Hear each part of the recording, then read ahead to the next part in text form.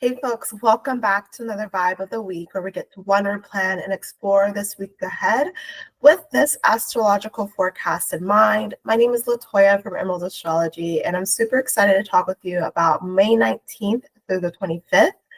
And also, folks tend to be telling me that these videos are really useful, especially throughout the week. So definitely bookmark this video so that you can find it whenever you are going through some interesting stuff and you just kind of want some insight on what could this be and make a note of that. And maybe get an astrology reading to talk more further about what this bigger lesson is going on for you. So this week is actually a pretty big week. It's a big deal. We have the sun ingress into Gemini, and later this week we have Saturn finally moving into Aries for some time. So I'm going to go ahead and pull an oracle card from my Ganesha deck.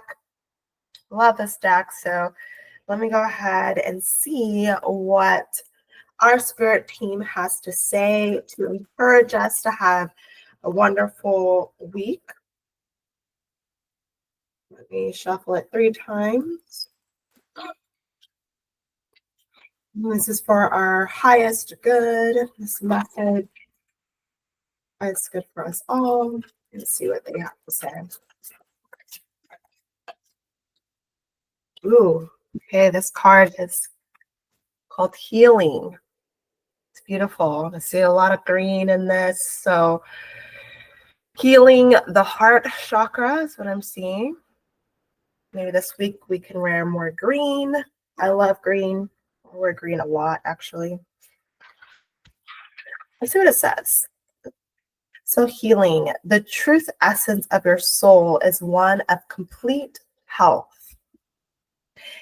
Ganesha is pictured seating on a peacock. Peacock feathers have been used in curative remedies for thousands of years across countless traditional cultures. They are said to carry spiritual medicinal energy that can assist people seeking balance and healing in their lives. The challenges of daily life can throw you out of balance with the truth of your being. It is easy to get caught up in the daily grind and in general feeling of lack. Remember that you were created from the perfection of divine light and love. Your physical body is simply a shell that covers your soul. True healing is only possible when you take responsibility for your own well-being on this earth and your self-empowerment. See yourself as complete, healthy, and whole. Ganesha prompts you to believe that you truly are capable of handling any matters of health or relationships without blame and with integrity and grace.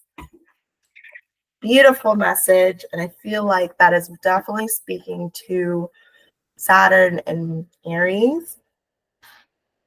And maybe even Gemini, Sun in Gemini as well, because that is, seeking information, and that can also be very healing. So if you would like to hear more about the astrology of this week, continue to watch this video.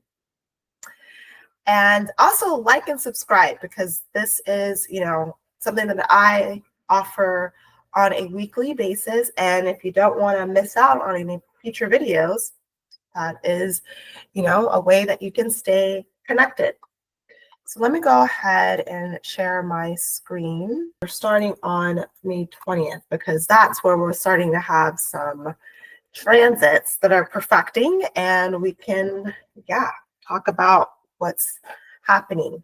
So starting off, we have the sun in Taurus, 29 degrees, sextile Saturn at 29 degrees Pisces. So they're at this very critical point in both of these signs, so Taurus and Pisces. It's kind of like at 29 degrees, things are like rushing. We're rushing to wrap things up here, like figuring out, where we need to set things in stone and move on with our lives. So we're now, especially with this sextile, the sextile being the aspect of creativity and opportunity. This is creating opportunity for taking more responsibility of our talents and our interests in the area of Taurus. So that could be of self-sustainability or sustainability. It could be about just taking care of the body, our money, taking care of our money, taking care of the things that we value, how we, our self-worth even.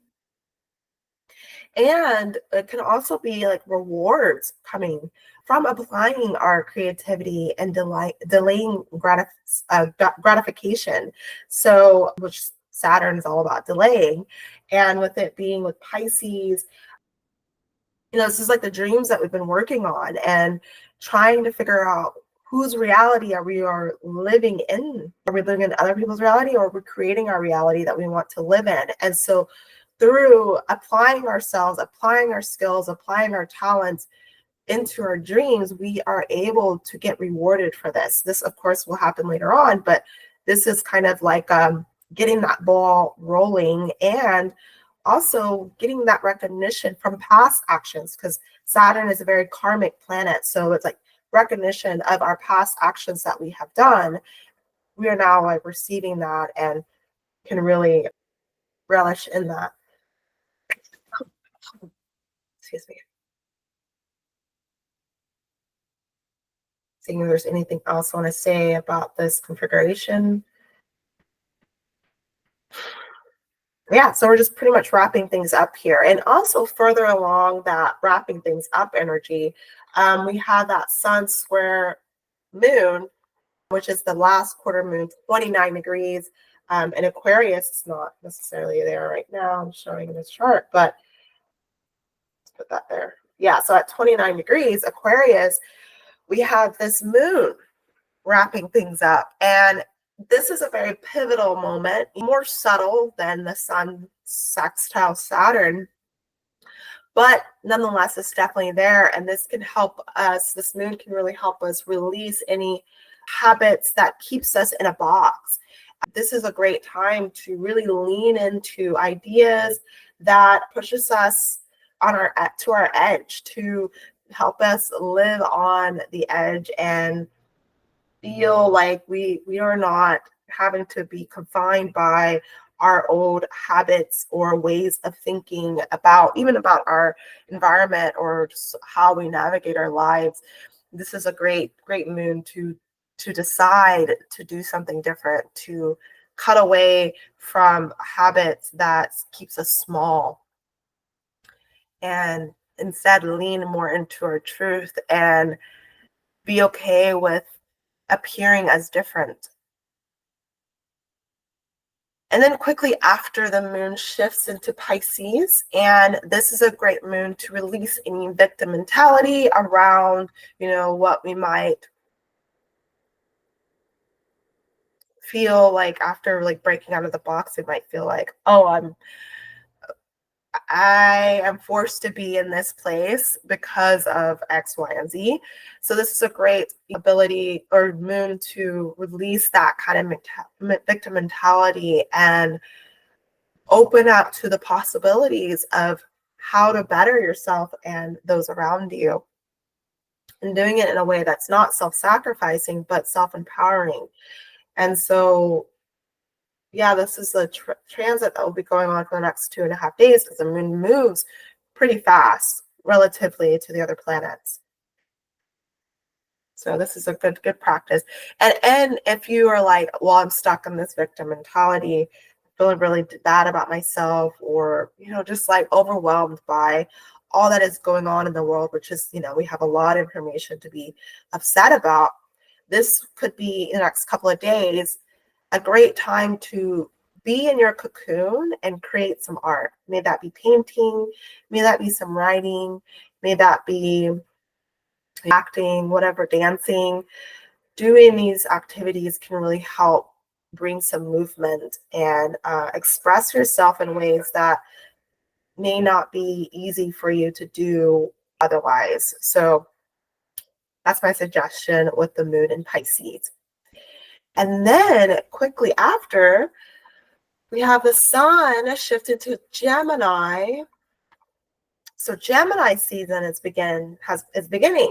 And this is a great time to explore ideas and explore your thoughts, maybe writing more, exploring your environment and belief systems, and finding your ideal match. So, people, books, classes, podcasts that are all about what you're thinking about, what you're wanting to explore intellectually, and help leaning more into those things, engaging more in those things during Gemini season to help expand your mindset, help expand your ideas, your thoughts, and put them into practice. Because Gemini is not only about the intellectual, but it also rules the shoulders and the arms and the hands. So it's like wants to use the ideas and play with them and work with them and make something from it.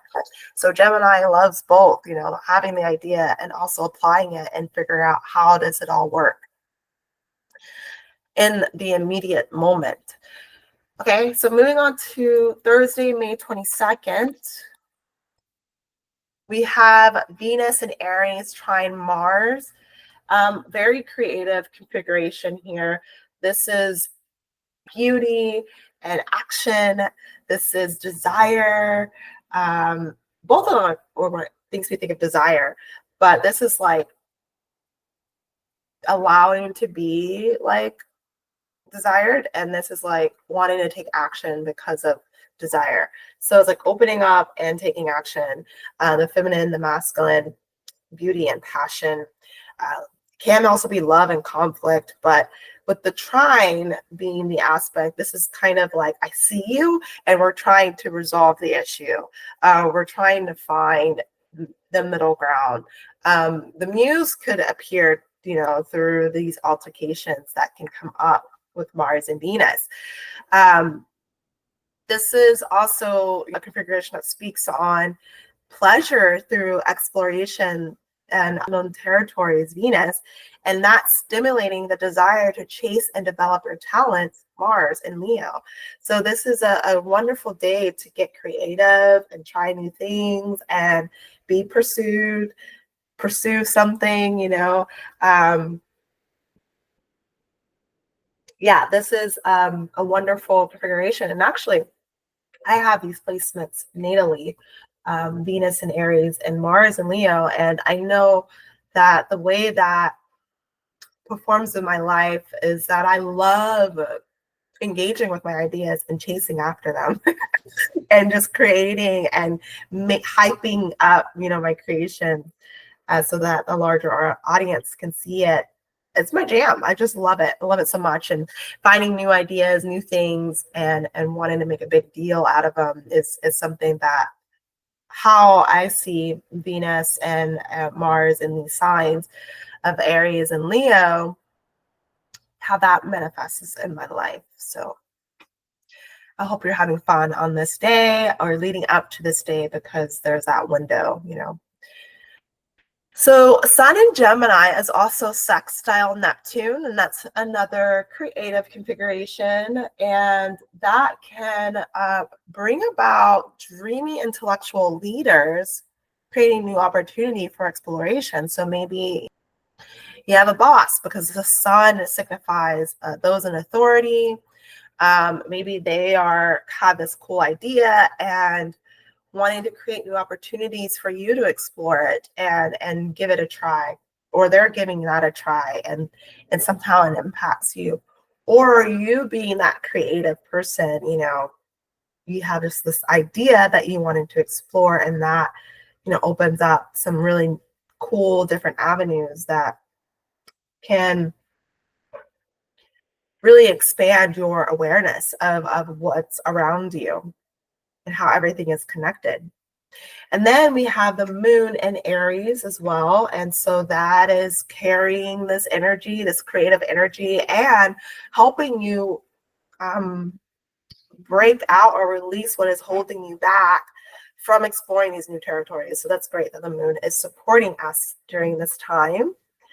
And then moving on to Saturday, May 24th, we have Sun in Gemini trine Pluto retrograde, and that is deeply cathartic and can be creative as well. It's helping you reconnect to your source, to your power, And that being a trine is very empowering. It's a very empowering aspect that can just open up some hidden talents there, some hidden opportunities. So yeah, just remembering that this is all for you. This is for you to explore and develop and grow and evolve as a soulful being.